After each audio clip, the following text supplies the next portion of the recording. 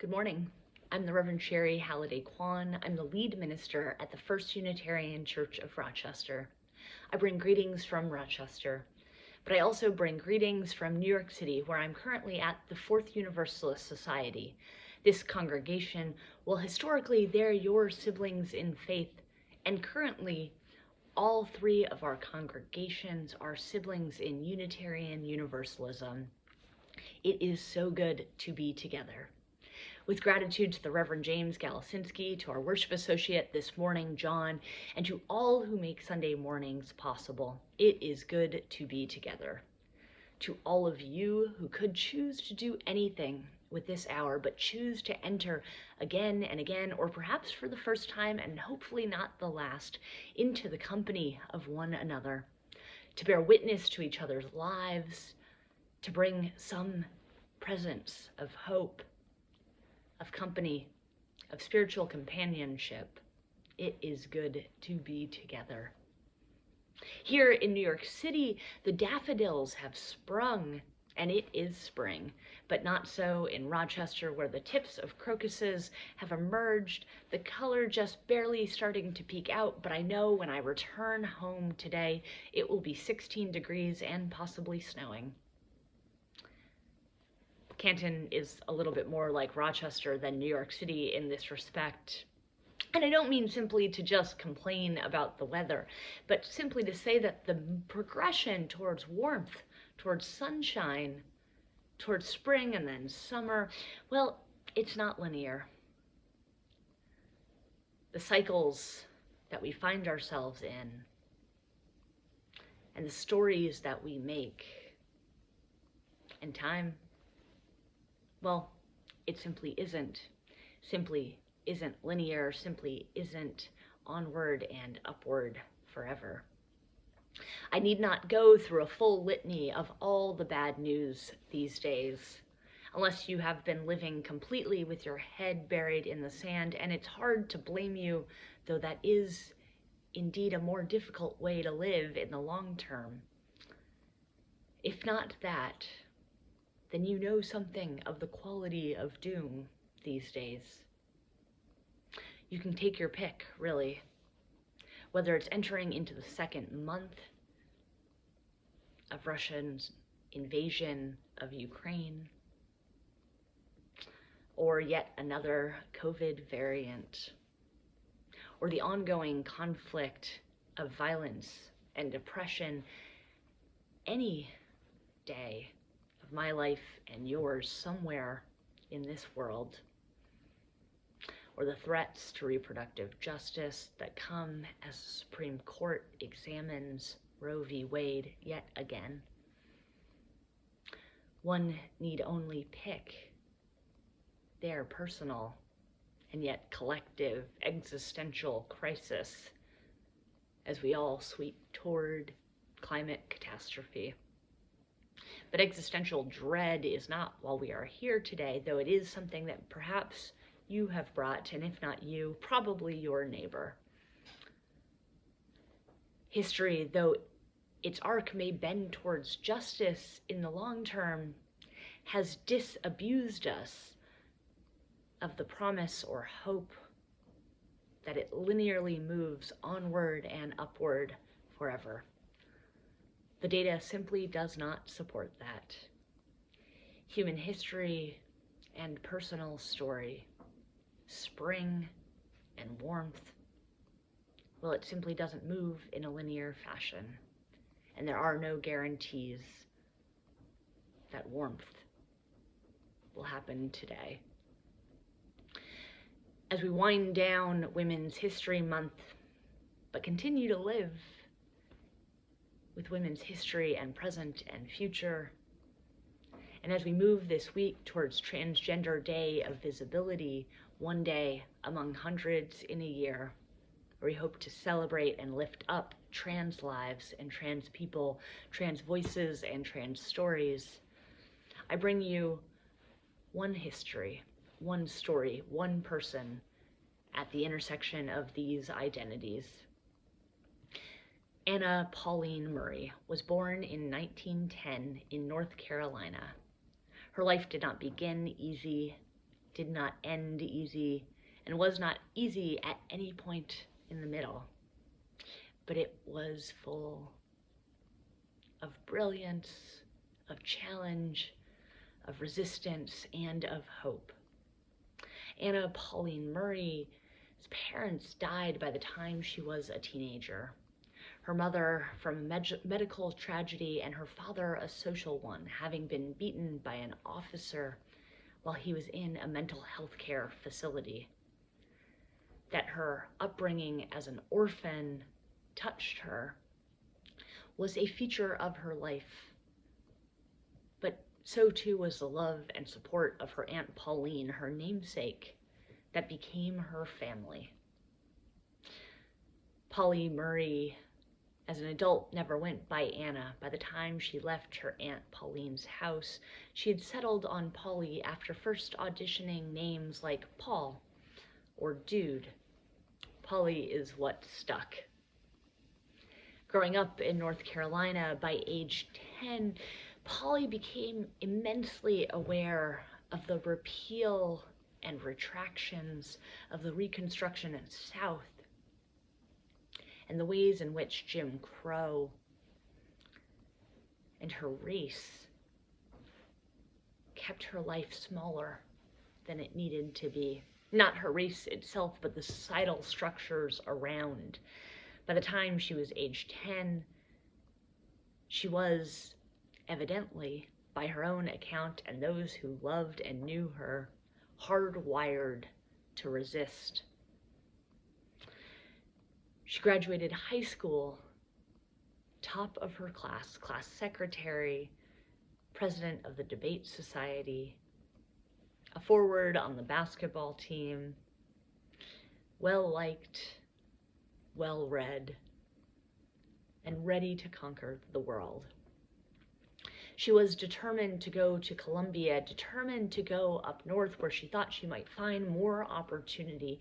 And when she asked her Aunt Pauline to accompany her to New York to visit universities and colleges, she was dismayed to find that Columbia refused to admit women. And for the first time in her life, it wasn't simply her race that held her back, but also her gender. And the intersection of these two, 40 years before Kimberly Crenshaw coined the term intersectionality, the intersection of these two identities and the ways in which they were inextricably linked and fed on each other in society's eyes to keep her life more limited and smaller was obvious to her. Barnard omitted women, but she couldn't afford the tuition.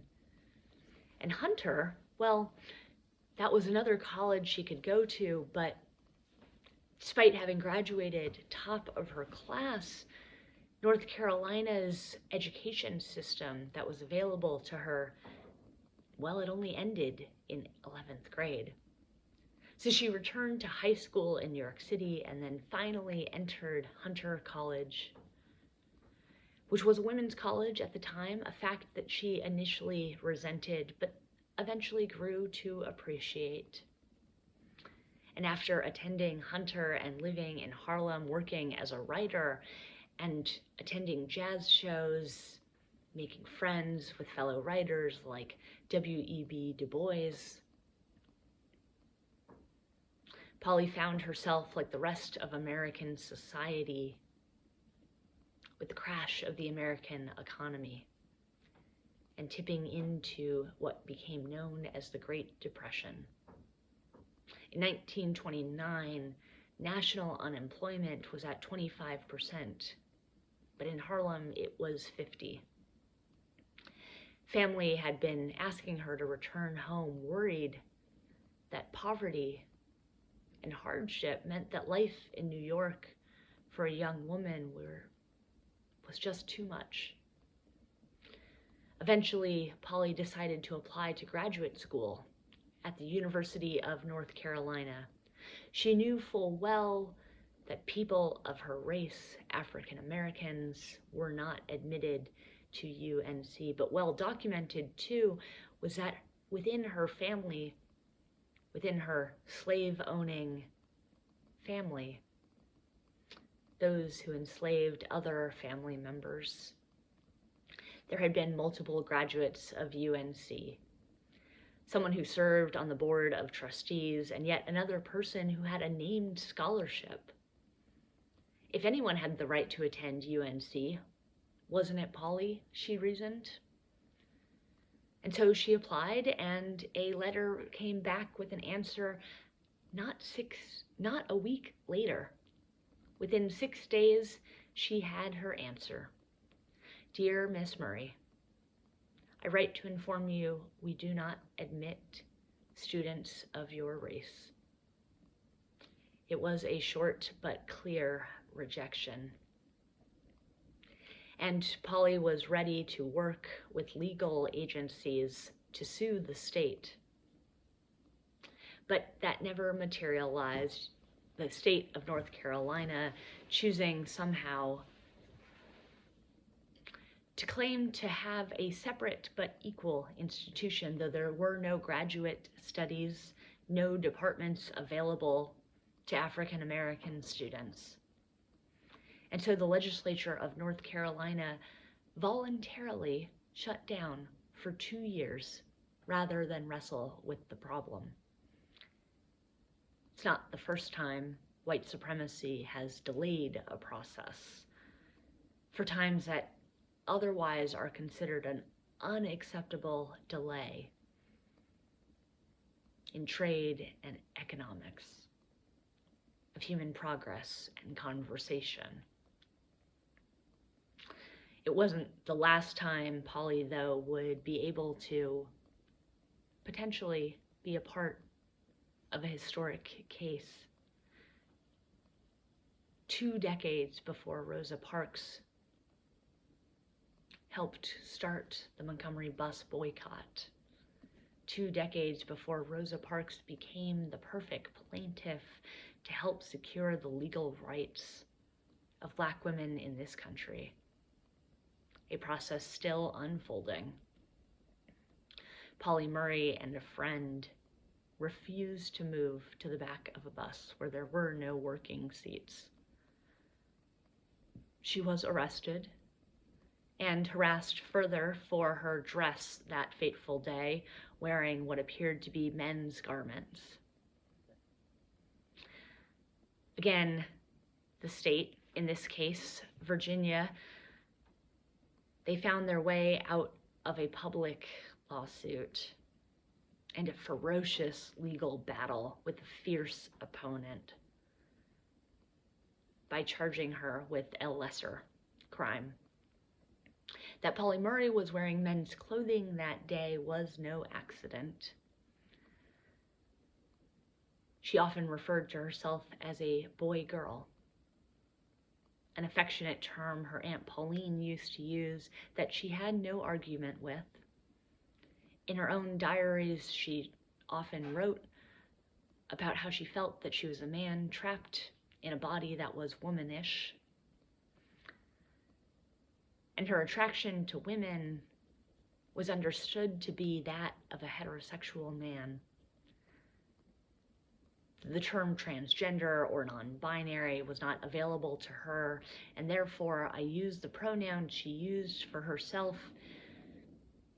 She explicitly claims a gender identity that in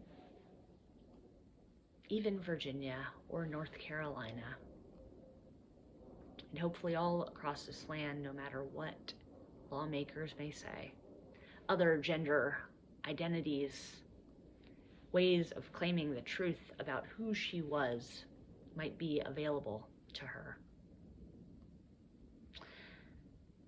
Having been rejected from the University of North Carolina, and after working a while as a labor activist, after giving a speech around her experience being arrested on this bus, Polly Murray gave a magnificently powerful speech. And Thurgood Marshall encouraged her to apply to law school. He wrote a recommendation, and others helped her pay her way to Howard University. Now, at a historically Black college, her race was no longer an issue, but as one of very few women and the first woman in the program, her gender was constantly ridiculed. Her first day of classes, a professor wondered aloud to the chuckles of her fellow students why a woman would ever want to practice law anyway. While she was there, she took often unpopular positions. She argued with an entire classroom and a professor that the legal case for undoing Plessy versus Ferguson was not to challenge the separate part of separate but equal, not to challenge the equal part of separate but equal, but instead to challenge the separate part, and bet a professor a handsome sum of money at the time, $10, that Plessy versus Ferguson would be undone within 25 years, a bet that she later won, a bet that the paper she wrote about this very thing helped spur Brown versus Board of Education when that same law professor shared her thoughts with the legal team. After attending Howard, Polly wished to pursue further graduate studies in law at Harvard and applied again, and the rejection was similar to that of UNC, only in this case it was not her race, but her gender. Dear Miss Murray, I write to inform you that we do not admit people of your gender. Her response this time was swift, and it was funny. Dear gentlemen, as I have not yet found a way to change my gender, which I would gladly do, I must now then appeal to you changing your mind. Surely that must be easier than the other. Despite her cleverness and an appeal from Harvard alum and president FDR, she never gained entrance into Harvard. FDR intervened because Polly and his wife Eleanor had become friends when Polly wrote to FDR some years prior, chiding him for caring much about fascism abroad but doing nothing to intervene with white supremacy here in his own country. Polly and Eleanor were fast friends, and their friendship lasted decades.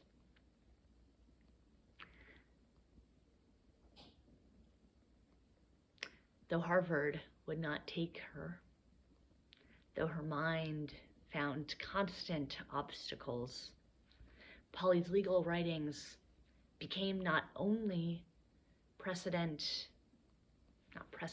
foundation for the undoing of Brown versus Board of Education, but later too used by Ruth Bader Ginsburg to talk also about how the 14th Amendment and equal protection applied to sex and gender. Polly Murray, all the while writing poetry and keeping her diaries, which would then become a memoir,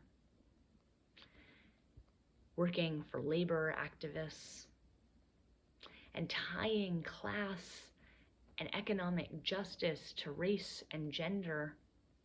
Alongside all of this work, she too had time to encourage Betty Friedan in founding the National Organization of Women, seeking to create an NAACP for women, helping to elevate the struggles of women together.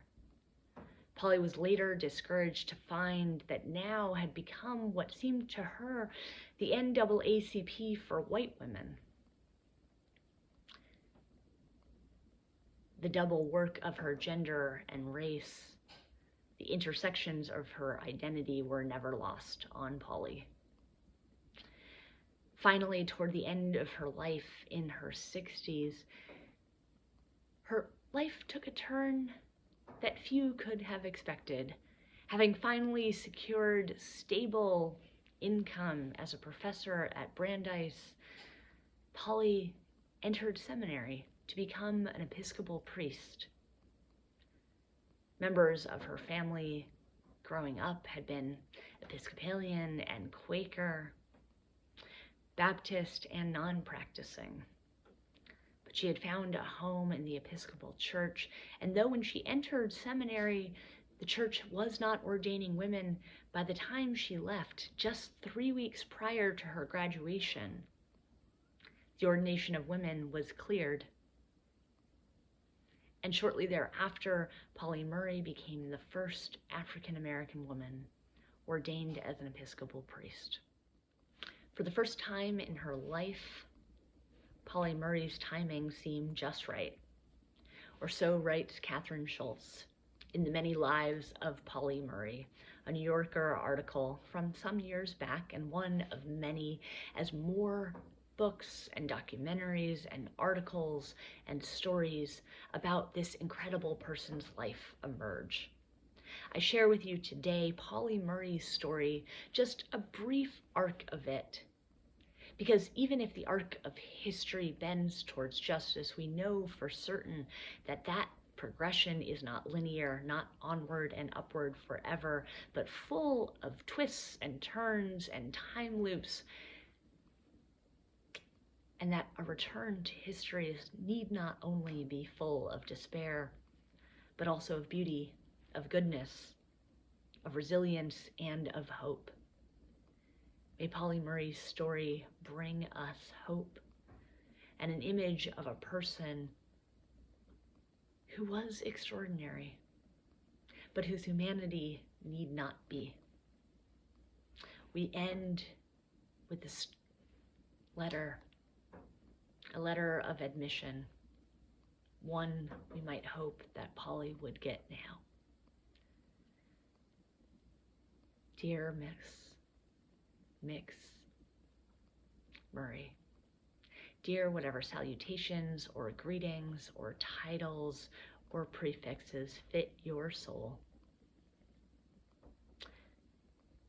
you are admitted, not by the gatekeepers of this institution, by the heartbeat of the universe that proclaims a holy yes, for your brilliance, for your legal scholarship, for your poetry, for your writing, for your friendship, for your activism, for your priestly communion. You are admitted. You are admitted not only for these acts of service, the ways in which you are incredible and extraordinary, but also simply by virtue of your humanity. As we await the confirmation of Supreme Court Justice nominee Ketanji Brown Jackson, may this return to history, this deja vu, not feel like dread, but instead like a glimmer of hope, a callback from the past that reminds us that we could not be if not for those who came before us. Thank you. Thank you. Thank you. Amen.